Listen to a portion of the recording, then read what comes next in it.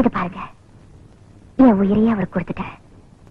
நீங்க என் மேல அன்பு செலுத்துறது வீணா போச்சுன்னு தானே இந்த முடிவுக்கு வந்தீங்க. ஆமா, குடும்பத்துல குழம்பு வந்துட்டு போற அப்படிலாம் ஒண்ணு இல்லையா. நான் வாழ்க்கையில கல்யாணம் பண்ணா சினிமால எல்லாம் நடிக்கிறாங்களே சிலுக்கு, அவங்கள கல்யாணம் பண்ணலாம்னு இருந்தேன். அவங்க எல்லாம் நம்மளுக்கு கிடைப்பாங்களா, அதனாலதான் சாமியார் ஆயிட்டேன்.